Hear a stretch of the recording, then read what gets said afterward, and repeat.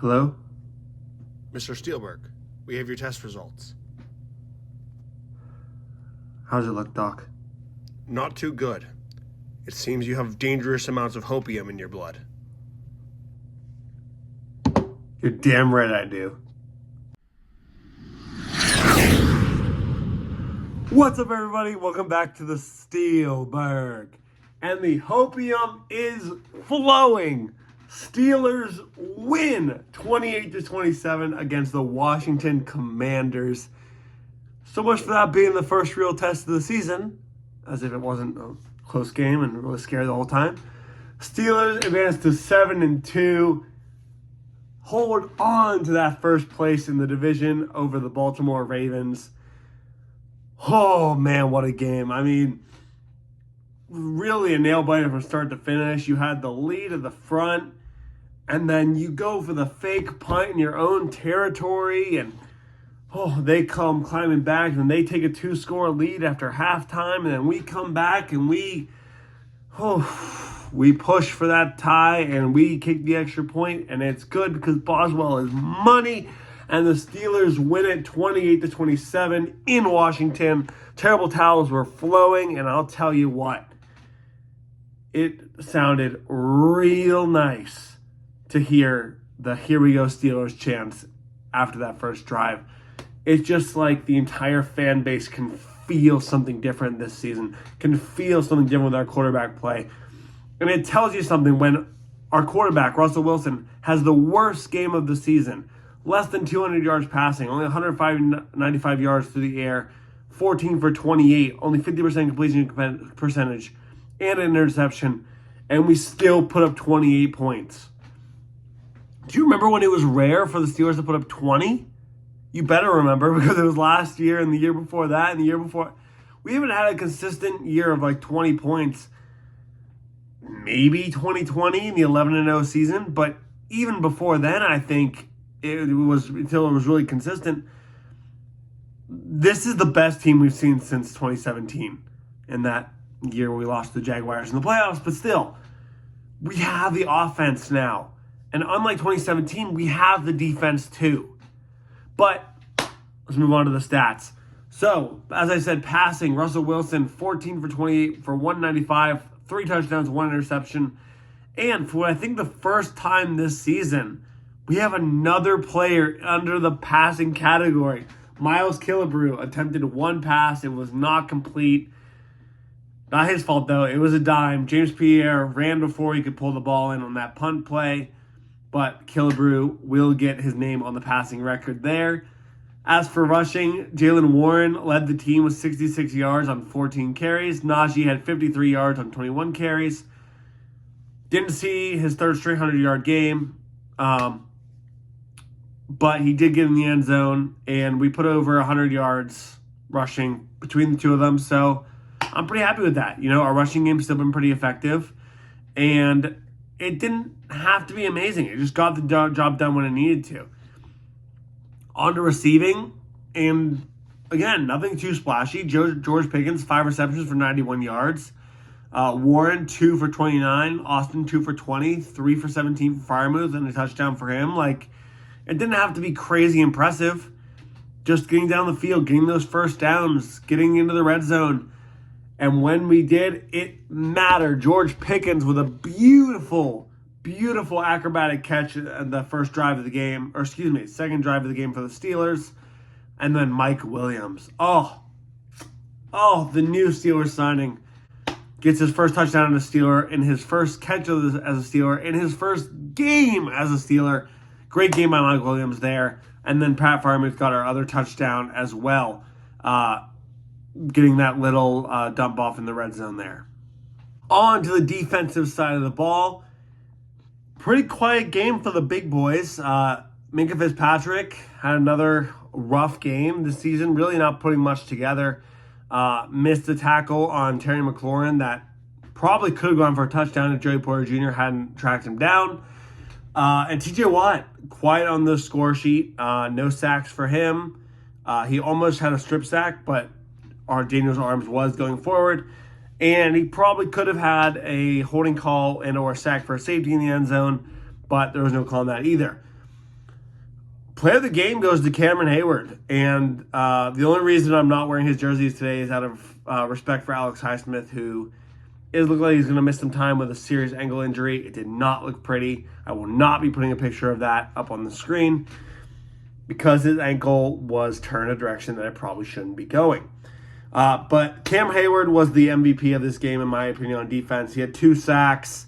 Preston Smith got a sack as well, which I actually don't remember him getting. I guess because the only thing I can think of for his sack was when I think it was Brown was running around and on that weird trick play and was going to throw back to Daniels, but got tackled by Smith. I guess because he was throwing the ball, they considered him a quarterback and they counted that as a sack. Either way, Preston Smith, big sack on his first game as a Steeler. And yeah, other than that on defense, nothing too crazy. No interceptions today, but did enough. Kept the Commanders under 30, and with this offense, we can win with that. Real quick, before I move on to the Commanders side of things, I just want to mention that this is the first game this season where Boswell has not had to attempt a field goal. We had 4 scores, all 4 of them being touchdowns. So while Boswell was 4 for 4 in the extra point game, he did not kick a field goal today. So sorry for any fantasy owners who had Boswell, but I don't mind. I'd always rather get into the end zone. On to the Commander side of things, and Daniels, Tomlin showed up in his reputation for showing up rookies. Daniels, 17 for 34, 202 yards, no picks, but no touchdowns either. All 3 of the Commanders' touchdowns came on the ground. Eckler had 2 touchdown carries. Jeremy McNichols had 1. But overall, the Steelers did a good job at stopping the run. Austin Eckler went 13 for 44. McNichols, 4 for 7. Daniels could only run 3 times for 5 yards. And most of the damage they did to us was through the air, despite not having any passing touchdowns. Terry McLaurin went 5 for 113 with no touchdowns. Noah Brown also went 3 for 33. Zach Ertz, 4 for 31. And then everyone else just with one catch. And as I'm looking at the Commanders receiving core, I am seeing that the one who got tackled was, in fact, Diami Brown. So, got that name correct. On to their side defensively, they did have 1 interception from Jeremy Chin that was ended up being an arm punt by Russell Wilson. I think it was a 3rd down play, and he just heaved it downfield. They had a couple sacks on us, 3 on the day. Yeah, 3 on the day. Luvu had 1, and then Dante Fowler Jr. also had 2. But overall, I mean, I think the stats look like they're pretty even. Not a flashy defensive game, but both defenses made points where it needed to be done. And yeah, I mean, you can tell based on the stats that this game was close because neither team really looked like they blew the other team out of the water in terms of anything in the statistical measure. Next thing I want to talk about is special teams because both teams made crucial mistakes on the special teams that contributed to points. First one, better for the Steelers. We'll start with that. Olamide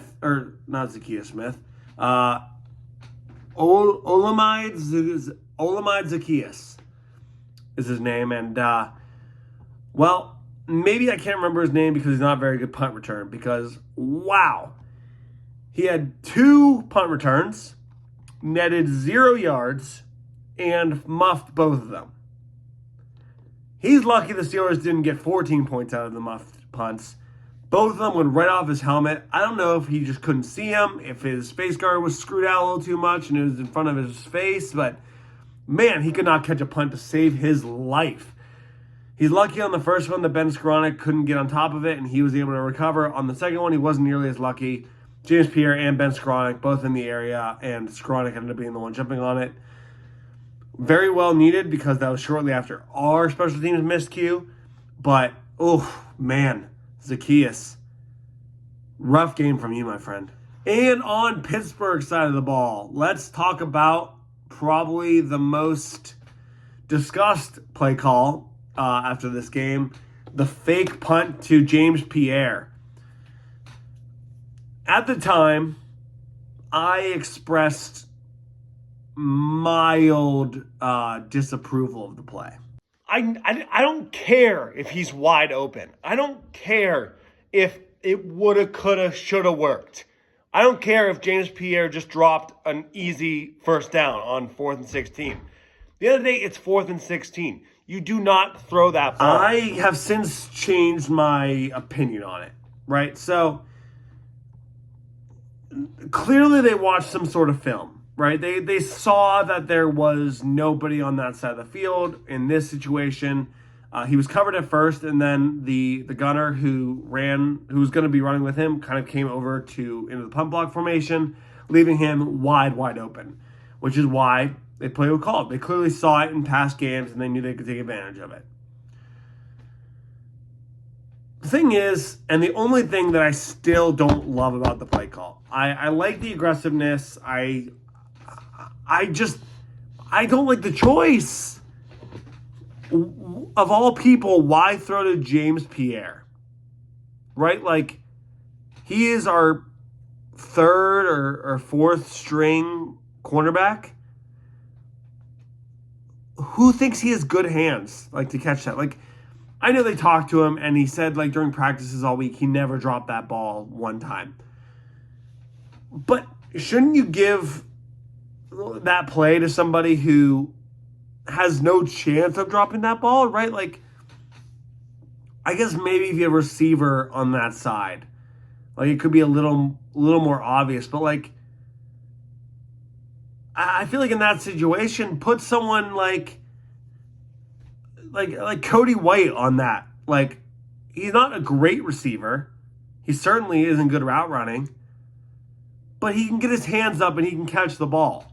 He's a receiver who they wouldn't expect him to throw it to him because he's not a strong receiver. He's a special teams guy. But he has the training to know how to catch a ball, right? Like, every sports commentator I listened to after the game said that, like, yeah, I'll be catching that kind of pass during a Turkey Bowl game. Like, anybody could catch that little bloop throw. And he just didn't. And it cost us 7 points. This game probably could have been 28-20 minus that. But then again, who knows? Like, maybe we get stopped in that drive and put it back to them and they score anyway. All these shoulda, woulda, couldas aren't necessarily helpful in this sense. All I'm saying is I'm taking back what I said. I like the call. I just wish it was executed better and the personnel on the field was better to execute that play. The last thing I want to touch on is the officiating in this game. And I feel like I've gone a couple weeks without saying anything about the officiating. Not counting the bye week, obviously, because the bye week's the bye week. But, like, I feel like the Giants game was pretty good. I didn't really say anything during the Jets game. The Raiders game I felt like was actually skewed towards us. Like, I felt like we were pretty good in that sense. This game was atrocious. I mean, horrible. And, I mean, I'd say a little bit on both sides. Like, I think Zach Ertz got the first down on that final drive of the game. But, like, it shouldn't have even come to the last drive of the game, right? Like, first thing, there was a field goal. The field goal that took them, I think it was from 24 to 27, but it could have been from 21 to 24. Dante Jackson gets clotheslined. I mean, he's coming around the edge. The defender sticks his arm out and, like, grabs him here and clotheslines him back. You can see, if you watch the replay, I can't play it because YouTube will strike my channel down. Please don't hurt me, YouTube. But he clotheslines him, and Dante Jackson, like almost falls backwards because of the hold. And, like, he was around the line. Like, he's blocking that kick. And, you know, I just don't understand. He's right in front of the official, too. He's not screened or blocked. Like, the official has clear vision of that. And he just doesn't call the clothesline. And then another one on the same lines is TJ Watt in the end zone. On that final drive when or one of the final drives when they're backed up inside their own 5-yard line, third down or so, Daniels is pressured by Watt, and Watt is held with 2 hands. He grabs him by both shoulder pads and pulls him back. Holding in the end zone is a safety. That should be 2 points. That would have made it 27-22 at that point and give us the ball back. And, like, that doesn't make a huge difference, but that means if we score there, it's now 30-27 instead of 28-27. And that last drive field goal is a lot less monumental, right? Like, it's just to tie the game rather than to take the lead in the game. So huge missed calls there. I thought some of them were bad. Like, some of them were pretty bad. Like Joey Porter's PI in the end zone. I thought that he got called just because McLaurin tripped and Porter kind of fell on top of him. I don't think it was PI. And there was another ball down the sideline that Porter got called for PI on. That it was pass interference. Yeah, clear. But the ball was also thrown 5 yards out of bounds. So those were like bad calls. They weren't egregious like the other two I named. But the officiating just wasn't good in this game. Just in general. And it feels like it's going to be another situation where the league's apologizing for a missed call like they have the last 2 weeks for the Steelers. And I'm sick of hearing it. I'm sick of the apologies. I want them to get it right in the game, not screw us over in a game, because one of these times it is going to cost us a loss. One of these times, one of those monumental calls is going to give us a loss, and that apology is going to mean jack shit. That's all I got for you this week, folks. Next week, we got the Ravens at 1 o'clock. Huge game. Bengals have the Chargers on Sunday Night Football. Could be a potential elimination game for them. I mean, not really, like not mathematically eliminated, but like in all likelihood eliminated if they lose that one. And then you got the Bills and Chiefs playing at 4:30. So really great game of football this weekend. I really think that it's going to be a fun weekend to watch. And the Steelers-Ravens game, I mean, has been circled on my calendar since the schedule came out. So very much looking forward to that. That'll decide pretty much first place in the AFC North until we play them again in 3 weeks, 4 weeks. But regardless of that, I will talk to you, I guess, during the game or after the game for the post-game reaction. Unless any crazy news comes out. Highsmith, get well soon. We're getting Herbig back. But, yeah, huge games from Preston Smith and Mike Williams. We're going to need him again this weekend. Big time. Big test against the Ratbirds. And let's keep kicking ass and taking names. First place in the AFC North. I love the way it feels. Keep breathing in that hopium and go Steelers. Have a good morning, evening, afternoon, and night, everybody. Goodbye again from the Steelburgh.